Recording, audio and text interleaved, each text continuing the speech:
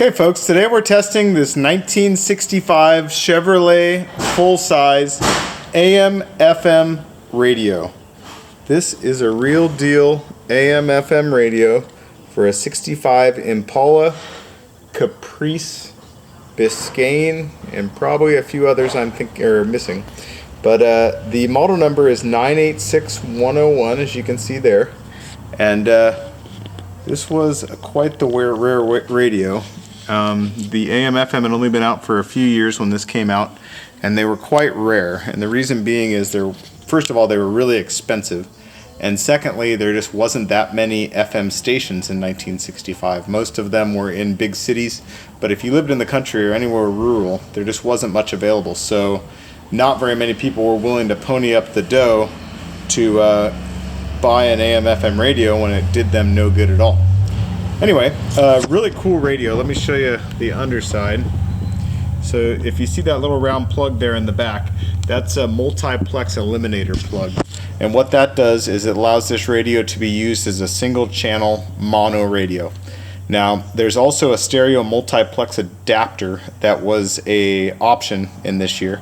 And if you chose that option, it would plug into where that eliminator plug plugs in, and it turns the radio into a full 4-channel stereo radio.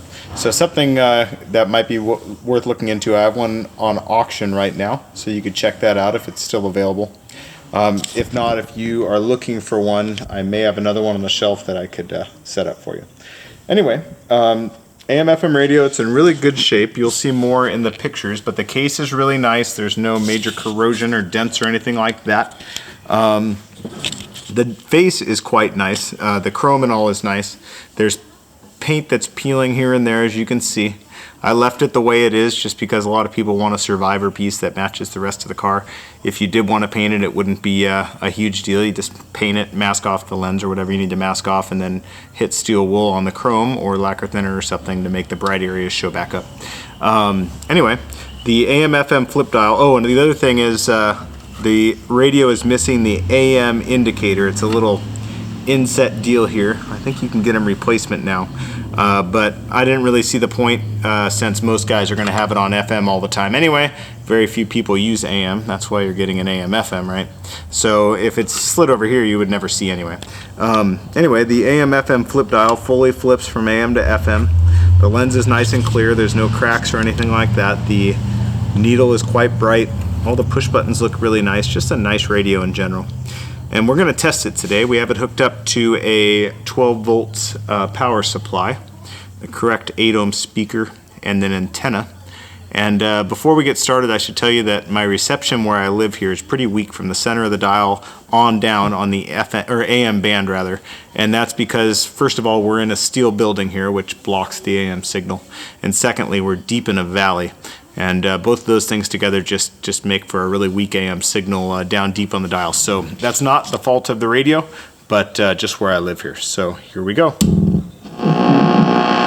So I tuned it into the first AM station I could get anything out of, and we'll just tune you on through. Their COVID protocols. There we go. Persist. Item might also be a form of evangelizing. Taken by the state. Anyway, really nice reception once you get past that center part of the dial. And we're in worse shape as a country, Let me show you. militarily. It's nice and loud. It's not even close to all the way up now. I'll show you more when we get to FM here. Okay, finally, that's the end of the AM dial, so we'll flip over to FM here.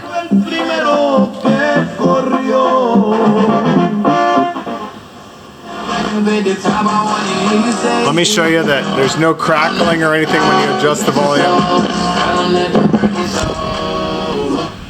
It can happen so easily. You're out with your friend. Christ is risen. The MG Morning's office here with the Reds Donuts. He's got the...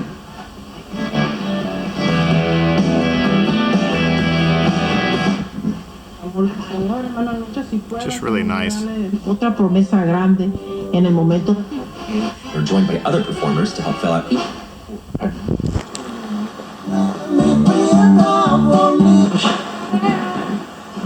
There is hope.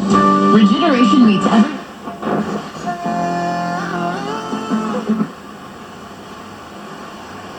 we're not getting anything deep on the dial here. So anyway, I'll show you how the push buttons work. And then finally I'll show you how to set a push button. So say we like this station, you choose any push button you like, pull it out, you push it back in, and then no matter where we go on the dial, we can go right back to where we were. So I should mention, like you saw that we kind of lost stations at the very end of the dial here. When a radio's been sitting this long, it's really a good idea to have it serviced before you install it in the vehicle. Servicing is not that expensive, and it just ensures that the radio is going to work for a long time for you. A radio has a lot of capacitors and resistors and all kinds of things in them that just have a tendency to go bad as time goes on. So sending it out to get it serviced, just make sure everything is clean and lubricated and everything before you throw it in there. Always a good idea. But this radio does play loud and clear. It's very loud. The chrome and everything is really nice. Just a nice original example. There's no knobs on this radio. If you do need knobs, let me know. I may have some sitting on another radio around here. But the radio or the knobs off of your original AM radio, if you have it in the car, are the exact same knobs as this radio. So you can simply transfer them over from your current AM factory radio. Anyway, if you've been looking for an original AM/FM radio for your 65 full-size Chevy, don't miss this one. They're getting really hard to find, and this is a really nice original unit.